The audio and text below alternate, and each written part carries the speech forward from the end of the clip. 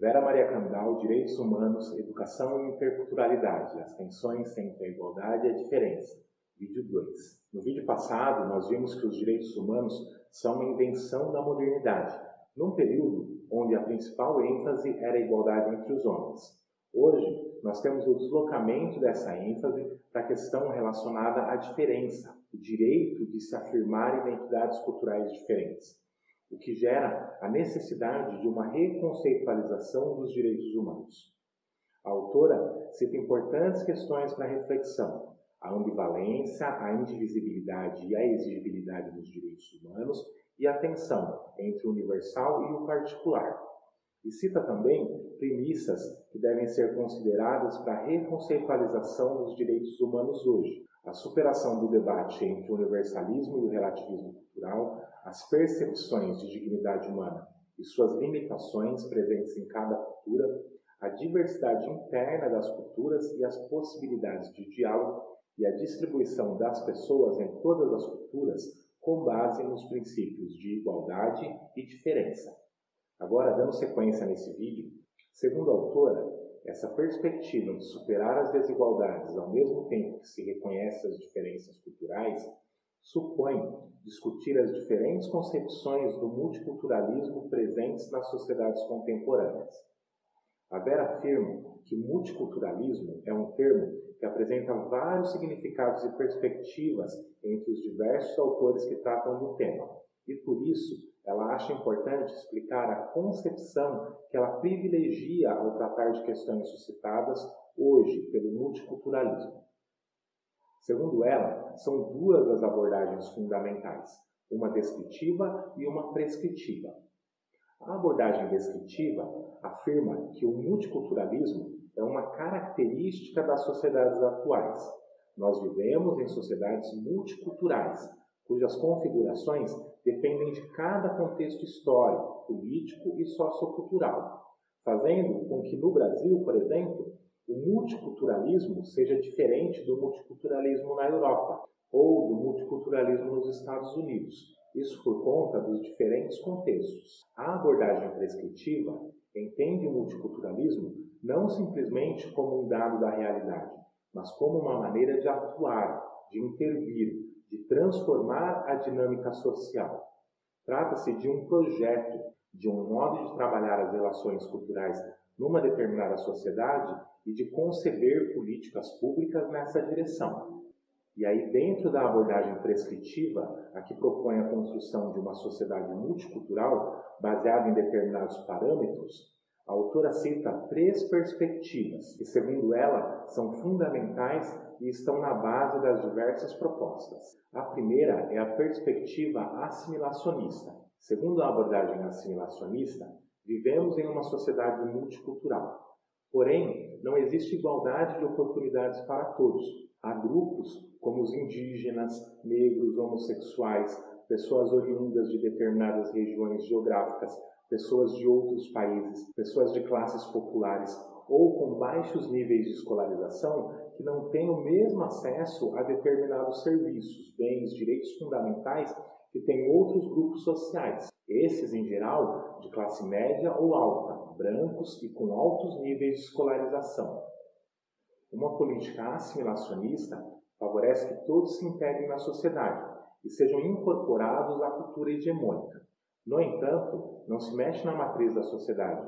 Procura-se assimilar os grupos marginalizados e discriminados aos valores, mentalidades, conhecimentos socialmente valorizados pela cultura hegemônica. No caso da educação, promove-se uma política de universalização da escola. Todos são chamados a participar do sistema escolar, mas sem que se coloque em questão o caráter monocultural presente na sua dinâmica, tanto no que se refere aos conteúdos do currículo, quanto às relações entre os diferentes atores, às estratégias utilizadas na sala de aula, aos valores privilegiados e etc.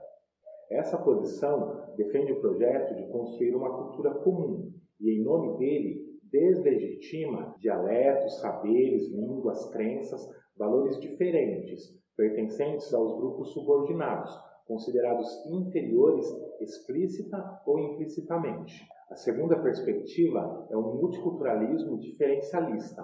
ou monocultura plural. Essa abordagem parte da afirmação de que, quando se enfatiza a assimilação, se termina por negar a diferença ou por silenciá-la. Então, propõe colocar a ênfase no reconhecimento da diferença. E aí, para garantir a expressão das diferentes identidades culturais num determinado contexto, garante espaços em que essas possam se expressar. Afirma-se que somente assim os diferentes grupos socioculturais poderão manter suas matrizes culturais de base. Algumas das posições nessa linha terminam por ter uma visão estática e essencialista da formação das identidades culturais, como se as culturas fossem puras e permanecessem da mesma forma para sempre. E a gente sabe que não é assim. As culturas, elas estão em movimento, interagindo, evoluindo, sendo criadas e recriadas o tempo todo. Nessa perspectiva, é então enfatizado o acesso a direitos sociais e econômicos e, ao mesmo tempo, é privilegiada a formação de comunidades culturais homogêneas, com suas próprias organizações, bairros, escolas, igrejas, clubes, associações. Na prática, em muitas sociedades atuais, a consequência foi a criação de verdadeiros apartheids socioculturais. Você cria guetos de cultura, cultura afro, cultura indígena, cultura oriental. As duas perspectivas apresentadas são as mais desenvolvidas e normalmente as que ocupam os debates sobre multiculturalismo.